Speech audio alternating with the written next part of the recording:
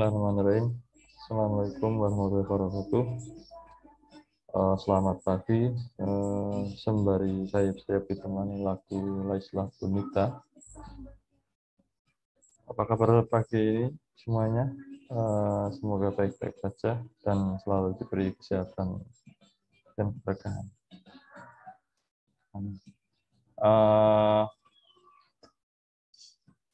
Kita melanjutkan pembahasan yang kemarin. Mungkin kemarin masih bertanya-tanya mengapa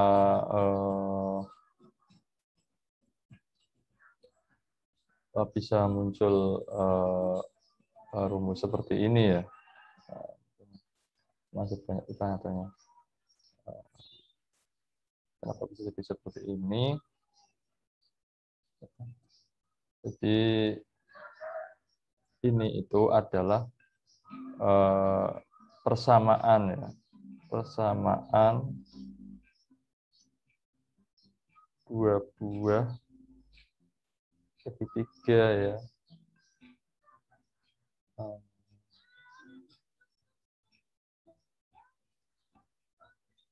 Segitiga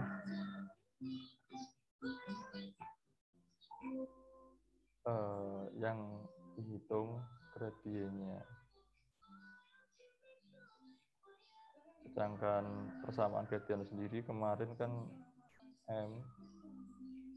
Jadi ini seperti rumus untuk mencari nilai tangen ya atau tan pada sebuah segitiga. Nah, rumus ini itu turun ke sini. Nah, karena kan segitiganya kemarin ada dua ya. Ada segitiga yang kecil dan yang besar. Nah, itu kan meskipun luasnya berbeda, tapi secara sudut itu sama itu. Secara kemiringan garis itu juga memiliki sudut yang sama. Nah, di sini ini f ini y-nya, ya ini delta x ya. Ini sebenarnya bisa saja ditulis y2 min y1 ya. Tapi supaya lebih konsisten kita pakai x saja atau fungsi x ya, di sini fungsi x. Ini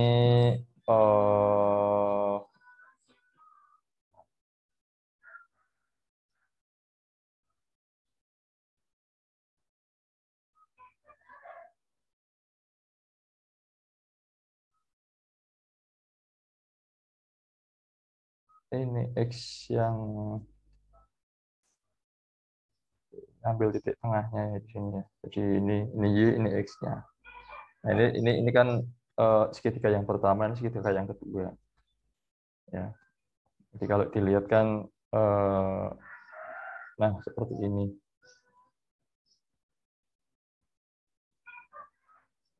Kita kembali ke segitiga yang awal. Nah, segitiga kecil ada segitiga besar. Ya. Jadi kan kalau di gambar itu segitiga besar yang mana? Yang ini. Ini itu segitiga besar. Nah, sampai sini. Nah, yang kecilnya ada di sini. Nah, garis ini. Nah, kalau garisnya kurang rata ya di ini. Nah, ada dua segitiga nih. Ini itu namanya perbandingan antara segitiga yang sama tapi tidak sebanding. Tapi kan sudutnya ini sama, makanya luasnya nggak sebanding. Makanya akhirnya dibuat ya dibuat seperti ini. Nah, jadinya seperti ini persamaannya, jadinya seperti ini. Nah, jadi panjangnya itu selisih dari masing-masing titik itu panjangnya. Makanya ini kan dikurangi. Nah, ini juga dikurangi. Nah, kemudian nah ini dari rumus yang tadi itu ini rumus yang ini untuk menghitung atau turunan dari gradien garis Coba saya perbesar. Nah, ini ya.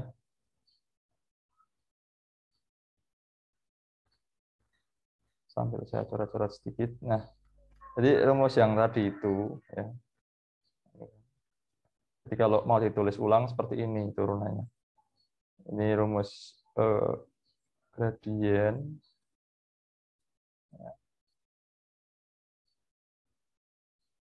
Kemudian turun lagi fx. Ya. Nah, fx-nya ada 2. fxl sama dengan xr ini. Nah, urangi xl kan gitu. Terus satu lagi fxu xu xr ya, kurangi xu. Nah, seperti ini. Jadi ada 2 segitiga, jadi ada 2 bandingan. Nah, akhirnya muncul rumus ini. Rumus awalnya itu ketika masuk ke metode regula-Falsi itu seperti ini. Ya. Kalau rumus matematisnya kan seperti ini. Ya. Mengacu ke trigonometri, kemudian diadopsi, akhirnya masuk ke sini ya. Nah, kemudian di sini kan ada yang sama nih, yang kita cari itu kan nilai tengahnya atau XR atau root ya, nilai akarnya. Makanya dengan menggunakan perhitungan persamaan, nah ini supaya tidak terjadi pembagian, maka ini digeser ya. Yang sebelah kiri digeser ke posisi kanan ini menjadi dikali, ini juga sebelah kanan yang tadinya pembagi ini jadi juga dikalikan ya. Kemudian dikalikan satu persatu dengan XR-nya. Ya, seperti ini perkaliannya. Ya. Jadi ketika sudah posisinya dikalikan semua itu menjadi fungsi X1, fungsi XL atau batas bawah dikalikan nilai tengah dikurangi ya, batas atas sama dengan fungsi batas atas dikalikan nilai tengah dikurangi nilai batas bawah. Yang kemudian ini dikalikan lagi atau dikeluarkan ya, karena ini hasil perkaliannya ya. Jadi seperti ini ya. Nilai akar atau XR-nya itu sama dengan FXL dikurangi XU dikalikan FXL. Ini kan hasil perkaliannya ini sebelah kiri ini ya. Untuk sebelah kanannya juga sama. Ketika di hasil perkaliannya antara ini dengan ini ya, itu menjadi XR dikalikan FXU dikurangi XL ya dikalikan fungsi XU. Nah, kemudian untuk mempermudah dikurung lagi seperti ini. Ya. Yang sini sebelah kiri dikurung. Ya. Kemudian kita melakukan semacam modifikasi ya, atau istilahnya improve ya. Jika persamaan atas dibagi dengan fx1 dengan ini sebenarnya sih rumus persamaan itu seperti ini ya. Biasanya untuk mempermudah itu dikalikan dengan perkalian seperti ini ya. Ini kurang ya, bukan plus ya, kurang. Maka diperoleh persamaan sebagai berikut. Nah, nanti akhirnya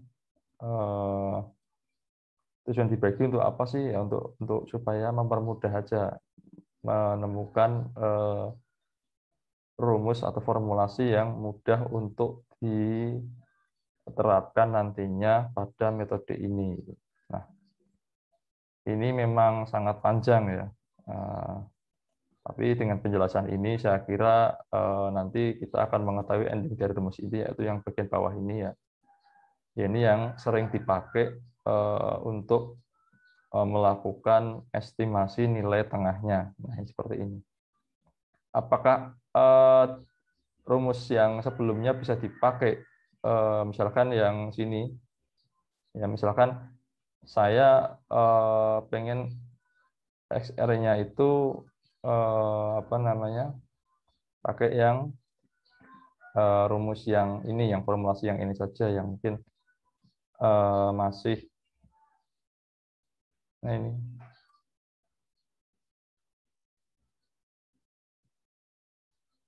apakah bisa? Ya bisa saja ini dimasukkan. Jadi sebenarnya sih itu pilihan ya. Yang jelas di sini kan kita membicarakan bahwa dari fungsi trigonometri turun menjadi gradien garis, kemudian dari situ kita gunakan untuk mengadopsi metode untuk menjalankan metode regula falsi. Jadi kurang lebih seperti itu. Oke, mungkin nanti bisa didiskusikan lewat komen di channel YouTube saya. Dan selanjutnya saya akan membuat semacam simulasi menggunakan Microsoft Excel yang sudah saya siapkan ya. Nah,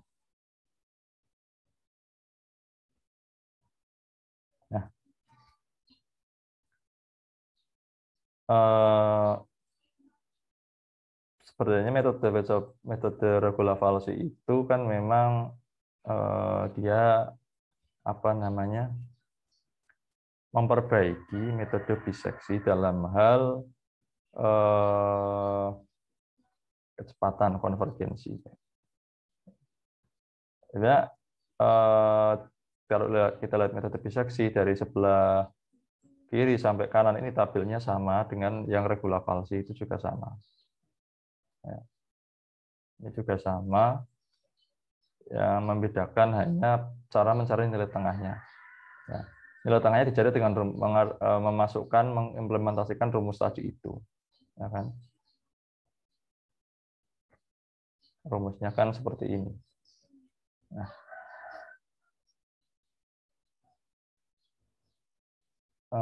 teman-teman jangan bingung ya kalau saya pakai P di sini. Ini sebenarnya sama aja, cuman di lain referensi biasanya ada perbedaan simbol, tapi intinya sama. Misalkan di sini tadi nilai tengah kan pakainya XR ya, atau X root ya, atau maksudnya nilai akar, ini pakainya C. Ya. Kemudian B itu adalah batas atas. Ya. Fungsi B berarti juga fungsi batas atas. A itu di sini berarti batas bawah. Jadi rumus ini yang tadi yang terakhir itu yang saya masukkan, yang akan kita masukkan ke dalam kolom nilai C untuk mencari nilai tengah ini. Kolom ini untuk mencari nilai tengah. Jadi seperti itu. Oke. Kalau dibagi dua kan sudah jelas kelihatan ya, bahwa nilai untuk mencari nilai tengahnya itu nilai A ditambah nilai B ya. Ini kan B4 ya. Ini kan B4, ini B, ini 4, berarti kan ini kolom B4 ditambahkan B kemudian dibagi dua. Jadi seperti itu. Oke. Nah, untuk regula falsi ini ya dimasukkan saja ya. Nilai tengahnya berarti kan C sama dengan B dikurangi fungsi B dikalikan B kurangi A dibagi fungsi B kurangi fungsi A. Nah, itu kita melakukan saja di sini. Ya. C sama dengan B. Ya. B itu ada di E7. Ya, E7. E7 dikurangi ini kenapa banyak kurung seperti ini, supaya yang ini tuh dihitung dulu itu loh. Ya, supaya takutnya kalau tidak dikurung nanti komputer akan bingung atau mungkin ada salah perhitungan di situ, ya kan? Jadi yang kurung yang didahulukan. Jadi sebenarnya sih kalau secara matematis yang dihitung adalah ini dulu. Ya. Ini dulu, kemudian hasilnya itu nanti untuk mengurangi nilai B ini. Jadi Excel kan implementasinya seperti ini. Jadi kita lagi E7 ya, ini B ya. Dikalikan